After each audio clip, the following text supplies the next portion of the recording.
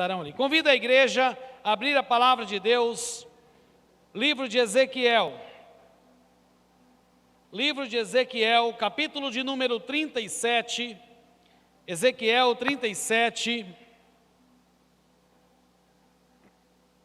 a partir do verso de número 1.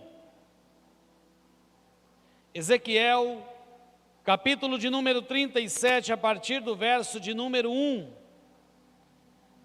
E a palavra que nós temos para a igreja hoje, em nome do Senhor Jesus, se define em apenas uma palavra: esperança.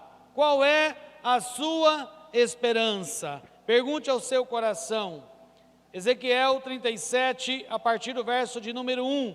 Eu vou ler apenas 2 versículos e depois eu vou discorrendo durante o texto para que nós possamos ter um tempinho a mais. Diz assim a palavra do Senhor, em reverência a Ele, assim como nós estamos. Veio sobre mim a palavra do Senhor.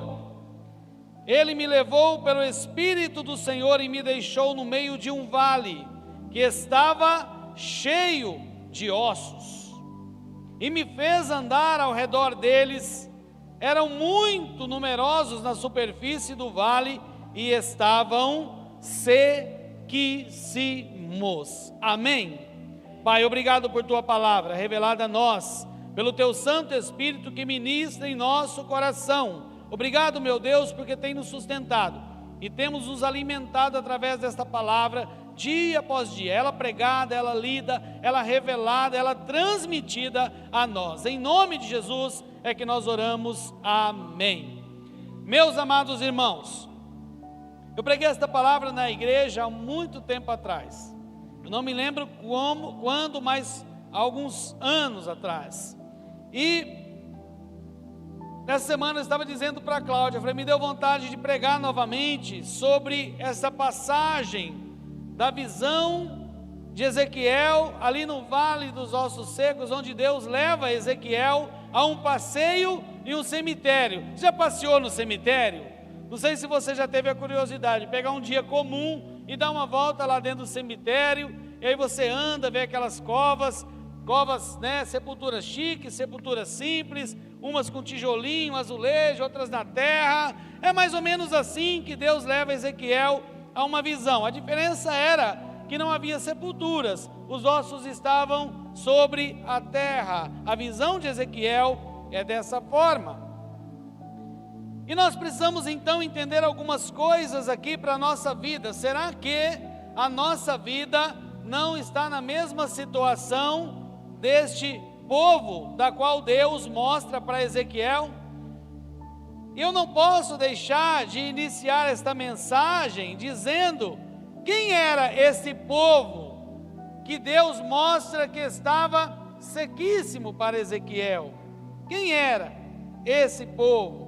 Esse povo está no versículo de número 10, ou 11, o 11, coloca aí para nós, 37, 11. Então me disse, filho do homem, estes ossos são toda a casa de Israel. Irmãos, se nós analisarmos esse texto profundamente, a gente fica impactado. Por quê? A situação espiritual desse povo não era de um povo comum. Vamos pegar aqui a igreja batista em Nova Andradina. Vamos pensar que Deus chama o profeta e diz: vai, que eu vou te mostrar a condição de uma igreja que se encontra em Nova Andradina, a condição espiritual. Eu vou te mostrar a condição espiritual do indivíduo, do Reinaldo, lá na igreja batista. Eu vou te mostrar a condição da família do pastor Reinaldo na casa dele. Eu vou te mostrar. Veja que aqui no versículo 11 está dizendo de que povo Deus estava falando. Deus estava falando do povo eleito, chamado, do povo separado, do povo que Deus tirou com mão forte do Egito, transportou para o deserto e deu uma terra prometida para eles. Assim como nós, que fomos tirados do lamaçal do pecado, Passamos por um processo, e muitos estão passando, e nós passamos volta e meia, por um processo de deserto, com uma esperança de uma terra prometida, bênçãos naturais e bênçãos espirituais na eternidade. E é espantoso este texto, porque quando Ezequiel, lá no versículo 2, ele vai andar no meio dos ossos, ele faz um diagnóstico. Primeiro ele diz que estava no meio de um vale de ossos secos, mas depois ele vai dizer que os ossos estavam sequíssimos, não tinha nem tutano mais. Quem é mais antigo aqui sabe que a gente falava o tutano, né? A medula ali, né? O tutano, não tinha mais nada, estava seco, impossível ter vida novamente. E este texto não é para falar de morte, por isso que a Bíblia é maravilhosa. Se você olhar o texto dos vales dos ossos secos, você vai pensar em morte, mas o texto está dizendo sobre esperança. Às vezes a minha vida, a sua vida, a minha casa, a sua casa, o meu trabalho, o seu trabalho, a minha igreja, a sua igreja, tem aparência de que está vivo, mas por dentro é um vale de ossos secos, e o pior, estão sequíssimos, sem vida, não produz nada, não alimenta nada, não tem nada para ninguém, simplesmente jogado num canto espiritual da existência e mais nada. É preocupante quando nós lemos este texto, porque ele não está falando de quem está agora num bar, quem está se prostituindo, não está falando de quem está bêbado, não está falando de quem está aí se drogando, não está falando de quem está lá fora, não, está falando daquele povo que Deus chamou, está falando de mim e de você. É um diagnóstico para a minha vida e para a sua vida. Alguém me contando esses dias que conversou com uma pessoa com 27 anos de casamento, e essa pessoa disse para ela assim: olha, eu tenho 27 anos de casado, mas meu casamento não tem nada de alegria, não tem nada, é simplesmente um papel lá e pronto. Esse é um casamento sequíssimo. Mas às vezes a sua vida espiritual é uma vida de domingo. Você vem de domingo a domingo na igreja, mas isso aqui, essa Bíblia fica fechada a semana inteira, você demora 3 dias para encontrar um capítulo, porque você não tem experiência, não consegue, não praticou, a sua vida vai secando, você não ora, você passa 3 horas no WhatsApp, mas você não passa 1 minuto na presença de Deus durante o dia, você não tem coragem de ler a palavra de Deus, de ser confrontado por ela, deve ser um espelho para a tua vida, para transformar a tua existência, e aí nós vamos secando.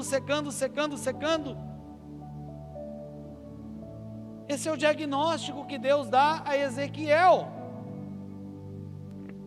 Mas Deus começa então, depois do diagnóstico médico, não é assim que acontece? Você vai no médico, o médico dá o diagnóstico. Olha, Reinaldo, aconteceu comigo, né?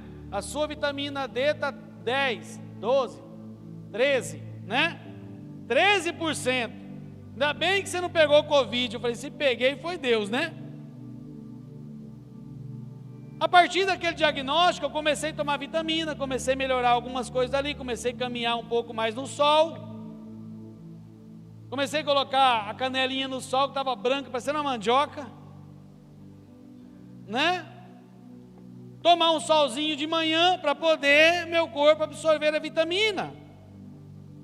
A situação aqui, meus amados irmãos, é da mesma forma, só que Deus começa a trabalhar na vida daquele povo, como quer trabalhar na sua vida. Deus quer trabalhar na sua vida, amém? Seja receptivo à voz do Espírito Santo agindo no seu coração. E a partir do verso de número 4, verso de número 3, melhor dizendo, então me perguntou, filho do homem, acaso poderão reviver estes ossos? Eu respondi, Ezequiel dizendo, Senhor, Tu sabes. Eu quero dizer para você uma coisa, segura aí o versículo, tira não. Talvez, aos meus olhos, como pastor dessa igreja, a vaca já foi para o brejo na sua vida. Aos meus olhos, às vezes eu olho e vejo que o seu casamento não tem solução, a sua doença não tem solução, o seu problema não tem solução. Veja que Ezequiel, ele não responde nada, Senhor, sim, não, mais ou menos, não, ele falou, Senhor, nesse caso aí, só o Senhor sabe, o Senhor conhece, o Senhor pode, eu me calo, Talvez, meus amados irmãos, muitas vezes eu tenho que me calar diante do problema de vocês, mas eu não me calo apresentando o problema de vocês diante de Deus.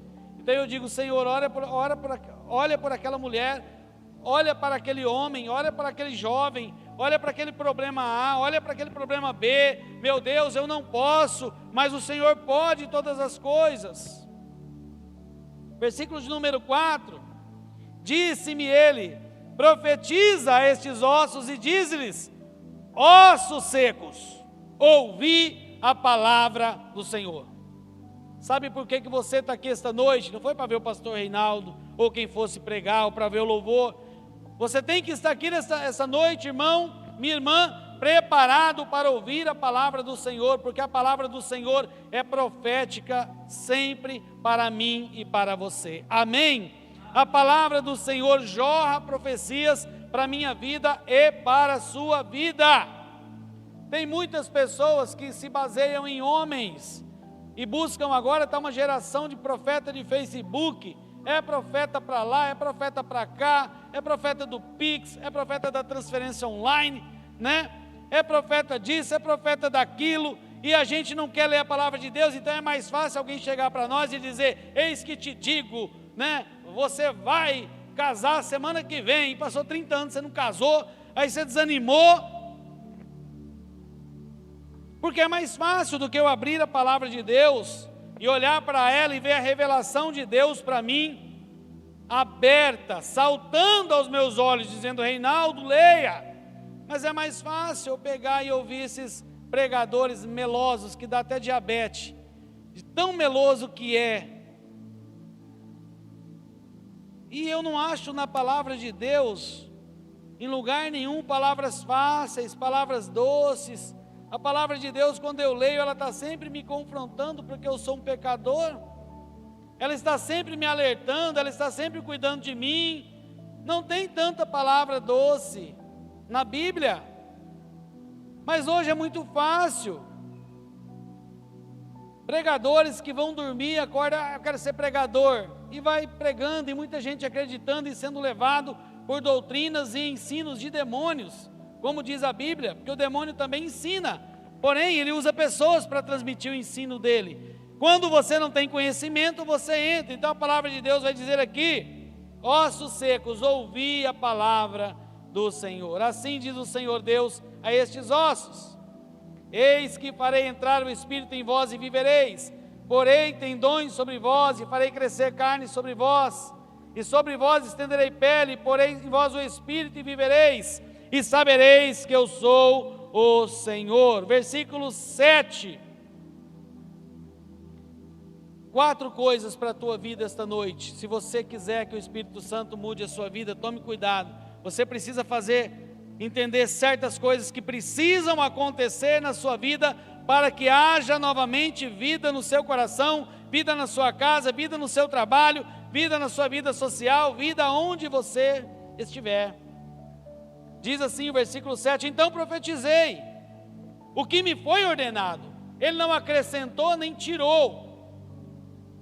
Ele profetizou aquilo que Deus disse, e é o que eu estou dizendo esta noite para vocês.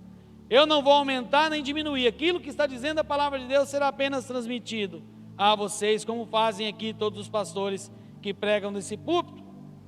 Então profetizei segundo o que me for ordenado. Então, enquanto eu profetizava, houve um ruído de ossos que batiam contra ossos, e se ajuntava cada osso ao seu osso.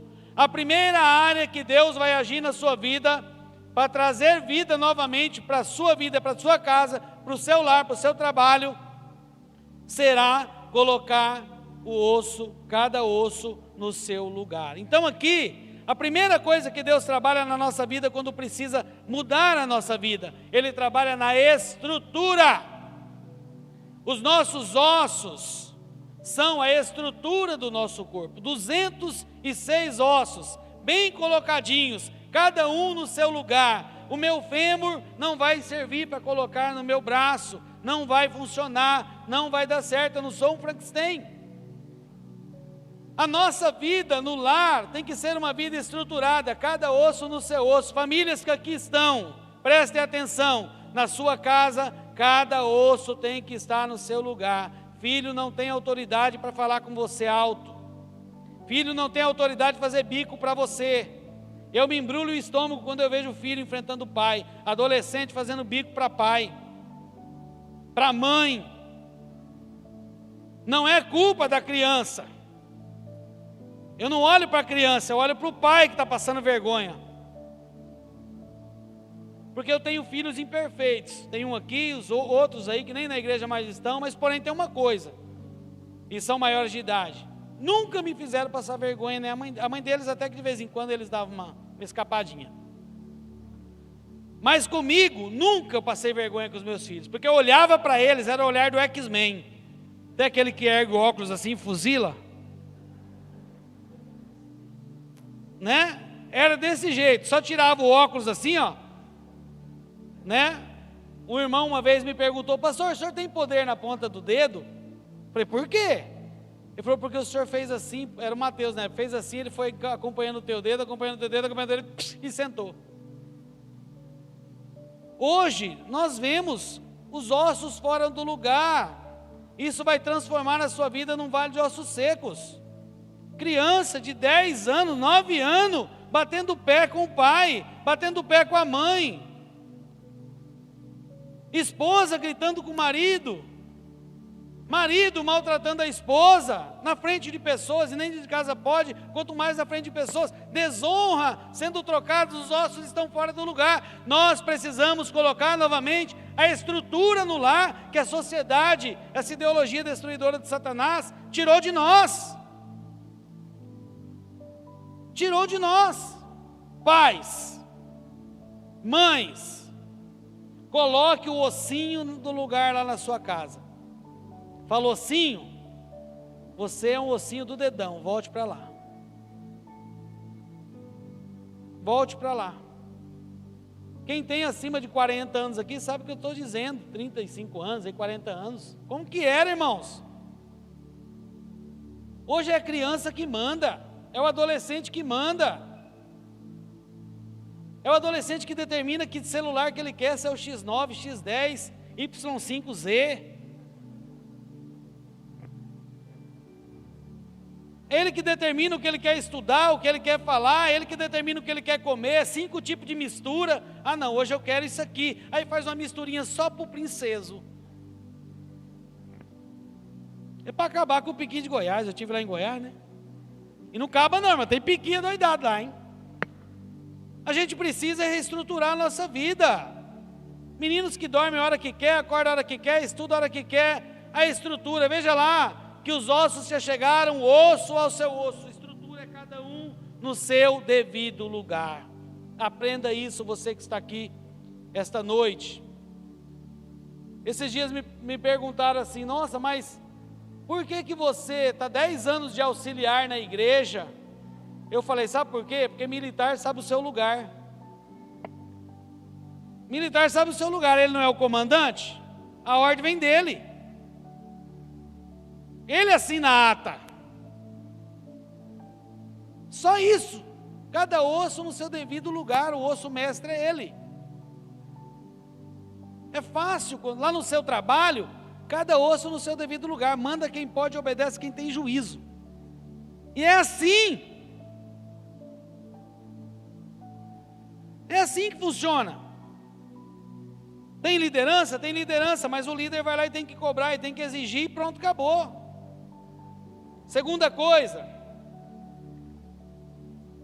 que nós precisamos trazer para a nossa vida, irmãos. Versículo 8: olhei e eis que havia tendões. Deixa eu ler pela minha versão, que eu me atrapalho com essa versão projetada. Olhei e eis que havia tendões sobre eles.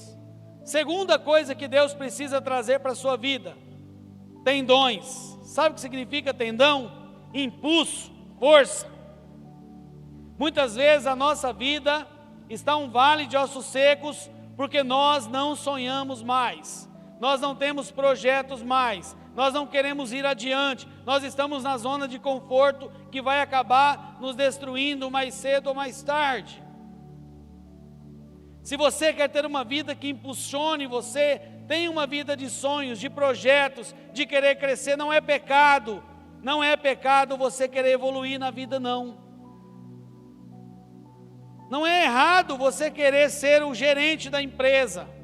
Não é errado você querer melhorar a sua casa. Não é errado você querer trocar o seu carro. Não é errado você querer prosperar, porque nós precisamos ser impulsionados. Os tendões servem para que nós sejamos lançados. Então, quando cada estrutura está no seu lugar, cada osso no seu osso, Deus coloca os tendões e diz: agora eu vou colocar alguma coisa para impulsionar a sua vida, para começar a mudar a sua história, para você sair dessa zona de conforto que você vive, em todas as áreas, no relacionamento, no trabalho, na igreja. A gente precisa ter projetos.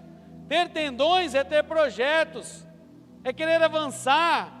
Se fez a faculdade é pós-graduar, é mestrar, é doutorar. Se não fez a faculdade é fazer. Se não terminou o ensino médio, tem o EJA, vai lá e termina. Precisamos estar sempre sendo impulsionados. Nós não fomos criados para sermos seres estáticos, acomodados, sem vida, e nos tornar então um vale de ossos secos. E depois, ele diz aqui: e sobre vós farei crescer carne. Para que é a carne, pastor Reinaldo? Para dar a forma, para colocar forma, colocar um formato. Eu pergunto para você esta noite, meu irmão, minha irmã, meu amigo que está aqui, a sua vida tem forma? Quem olha para a tua casa vê uma forma de família? Quem olha para a tua vida profissional vê uma vida profissional com forma? Quem olha para a tua vida na escola vê alguém com uma forma de vida na escola? Será que a nossa vida tem forma ou é uma vida disforme? Será que nós parecemos apenas com cristãos ou nós realmente mostramos que somos cristãos de verdade e que temos forma verdadeira de cristãos? Ao olhar à distância, se percebe em nós uma forma de cristãos. Quem olha de fora para a tua casa vê uma casa de cristãos? Ou o que os vizinhos ouvem? O que os vizinhos ouvem? É certo que quem tem criança pequena não tem alternativa de não dar uns gritos. Não tem jeito, de vez em quando você dá uns gritos, é normal. Porque eles habituam só no grito. Se você chama mansinho, eles não aparecem.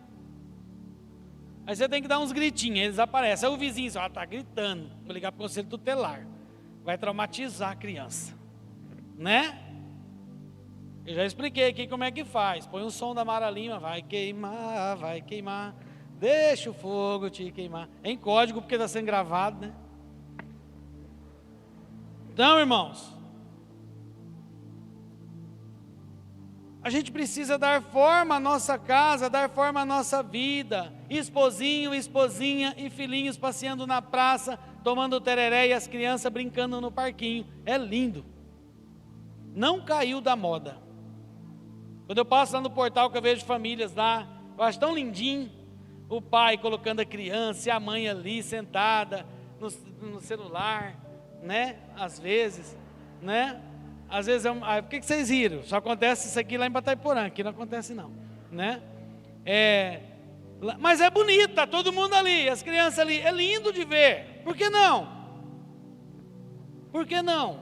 Eu agora vejo lá no bairro onde eu moro, os homens passeando com um carrinho. Eu fico encantado. Verdade, os homens passeando com o carrinho. Por que não? Por que o pai não pode pegar o carrinho? É só a mãe? Foi só a mãe que fez? Pega o carrinho e vai passear, para a mãe dormir pelo menos meia horinha. Sim, mães? Né? Amém. E vamos lá, para concluir. Depois, irmãos, ele estende a pele. Opa. Oi, Sal, se for para mim, fala que eu estou pregando, tá?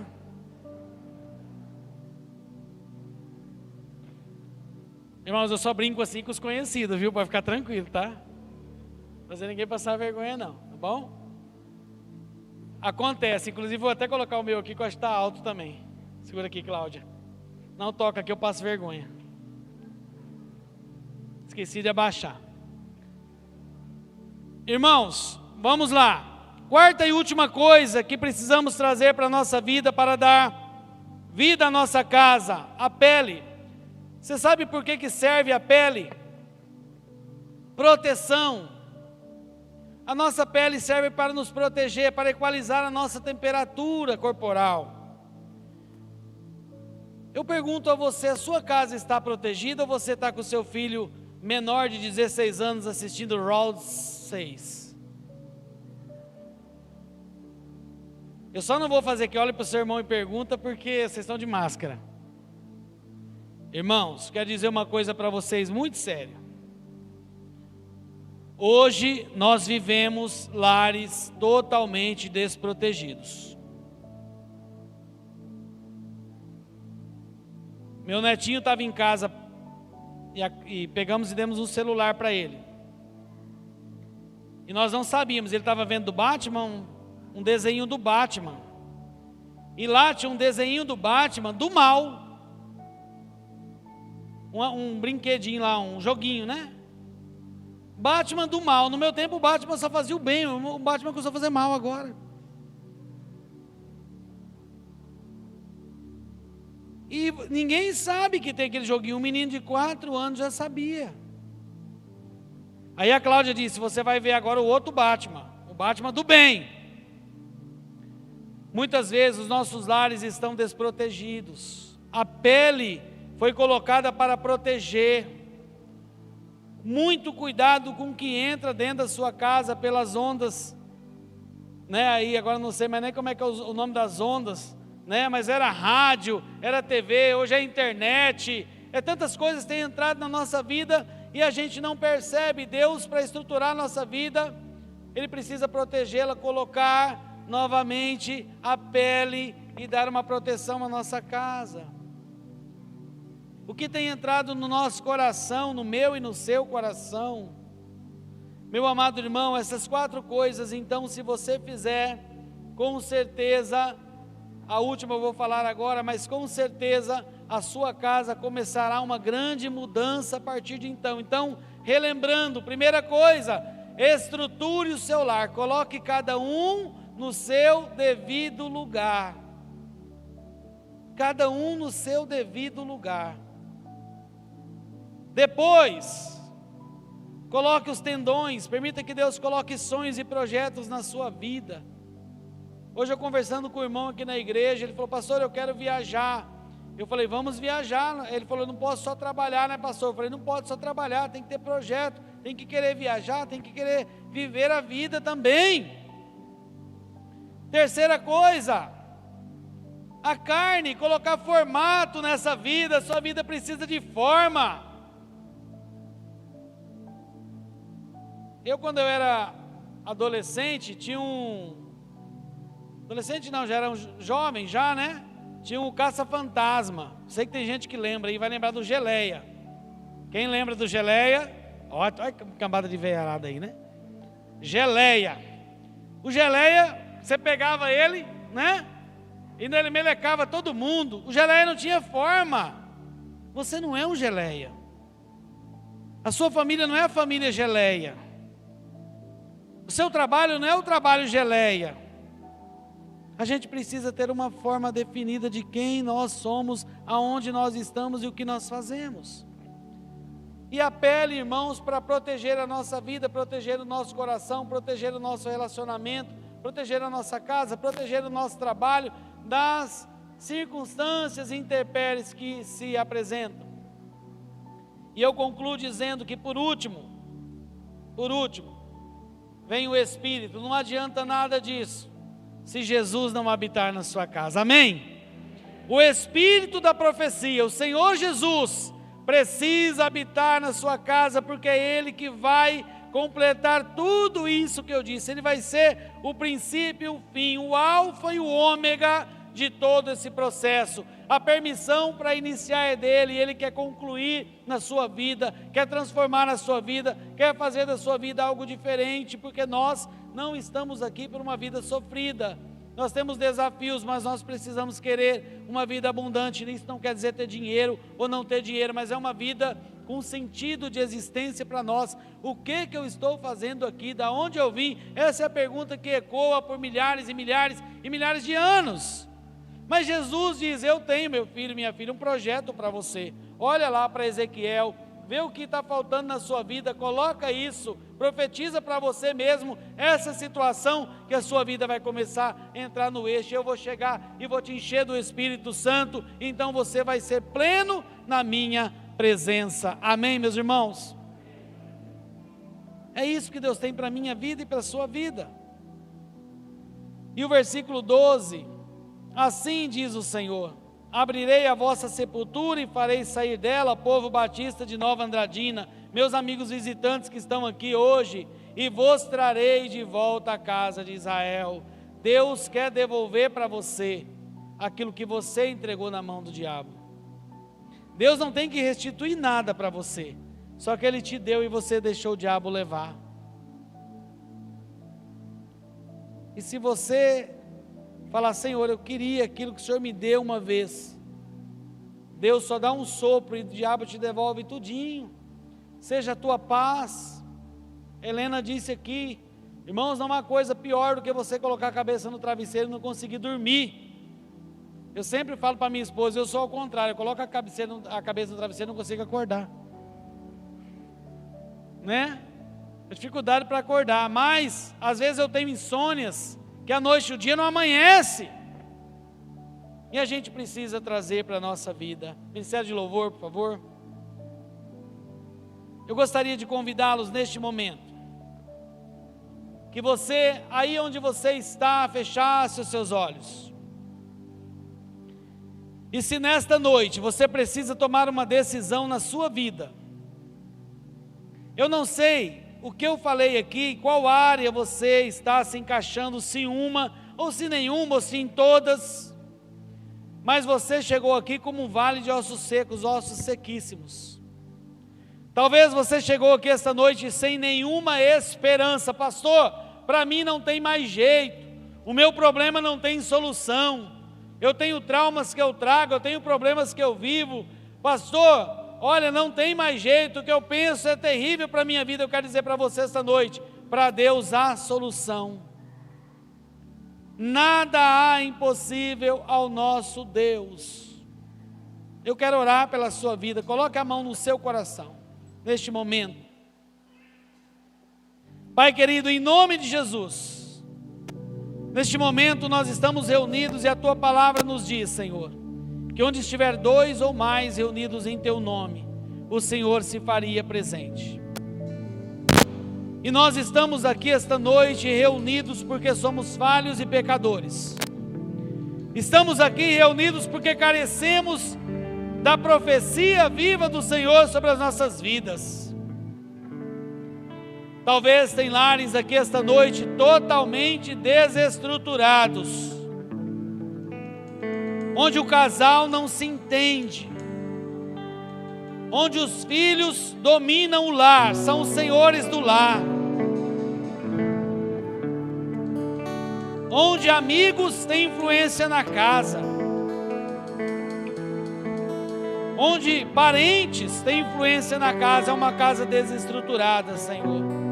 E nós pedimos humildemente essa noite que cada osso volte ao seu lugar e este lar volte a ser estruturado, este coração individual nesta noite volte a ser estruturado, cada coisa no seu devido lugar, cada tempo no seu tempo.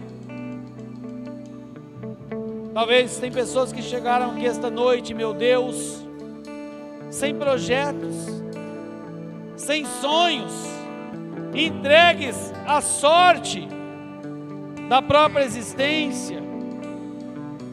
Meu Deus, o Senhor dá tantos projetos para nós, tantos sonhos. O Senhor enche o nosso coração de esperança. O Senhor fortalece a nossa vida, fortalece, meu Deus. Independente da idade, independente da classe social, independente do bairro onde mora, coloca, Senhor, sonhos e projetos. Impulsiona vidas aqui esta noite. Não deixa eles, ó Deus, parados nesse comodismo, dizendo a vida é assim mesmo. eu nasci assim, eu não tenho sorte. Tira do coração deles essas mentiras do diabo, Senhor. Coloca a tua verdade viva, para que eles vivam uma vida em abundância. Meu Deus, talvez esta noite há pessoas aqui que chegaram sem forma, a vida não tem mais forma. Elas não sabem mais o que são, elas não sabem mais o que querem. Elas se perderam, elas não têm mais identidade. Não sabe se ela é um ser humano ou se ela é um espectro existencial apenas. Não se sabe se ela é algo firmado ou se ela é uma geleia. Não se sabe mais, ela não tem forma. Ora ela está de uma forma, ora ela está de outra. Tem um espírito camaleônico, ela não tem algo definido na vida dela. Coloca forma, Senhor, na vida desses meus irmãos, na casa deles, no trabalho deles, no convívio social que eles têm. Coloca forma, meu Deus. E por último, meu Pai, coloca proteção na casa deles. Coloca um antivírus espiritual ali, Senhor, como nós temos nos nossos computadores, que impedem que vírus destruidores, cavalos de Troia, entrem disfarçados na nossa vida e destruam, meu Deus, a nossa família, a nossa casa, o nosso trabalho, os nossos sonhos, os nossos projetos, os nossos relacionamentos. Quantas coisas nós trazemos para casa e é morte na panela para nós, como diz ali o profeta Eliseu. Meu Deus, protege as nossas crianças, os nossos filhos que são bombardeados por filmes, desenhos, jogos destruidores que estão acabando com os cérebros dos nossos filhos, estão acabando com a cognição deles, Senhor, deixando eles crianças agitadas, crianças rebeldes, crianças com insônia, crianças com problemas psicológicos, crianças violentas, crianças inseguras. Ajuda os pais aqui, Senhor, inclusive a minha casa, a proteger dos perigos que vêm destruir os nossos filhos e os nossos netos. E enche do Teu Espírito Santo, Senhor, porque sem isso também nada do que foi dito antes vale a pena. Seremos um corpo, mas não seremos nada sem a ação do Teu Espírito em nossas vidas. Em nome de Jesus, em nome do Senhor Jesus, é que oramos agradecidos. Amém. Amém. Convido você a ficar